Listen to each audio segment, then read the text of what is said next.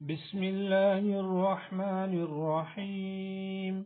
ألم تر إلى الذين خرجوا من ديارهم وهم ألوف حذر الموت فقال لهم الله موتوا ثم أحياهم إن الله لذو فضل على الناس ولكن أكثر الناس لا يشكرون.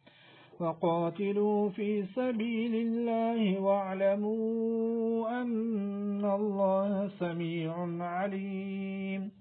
من ذا الذي يقرض الله قرضا حسنا فيضاعفه له أضعافا كثيرة والله يقبض ويبسط وإليه ترجعون.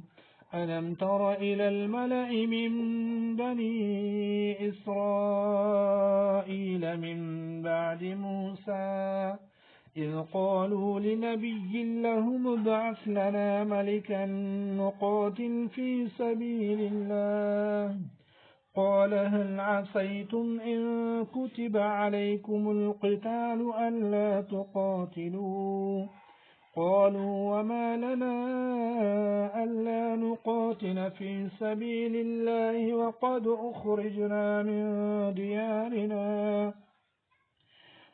أخرجنا من ديارنا وأبنائنا فلما كتب عليهم القتال تولوا إلا قليلا منهم والله عليم بالظالمين. وقال لهم نبيهم إن الله قد بعث لكم طالوت ملكا قالوا أنى يكون له الملك علينا ونحن أحق بالملك منه ولم يؤت سعة من المال قال إن الله اصطفاه عليكم وزاده بسطة في العلم والجسم والله يؤتي ملكه من يشاء والله واسع عليم.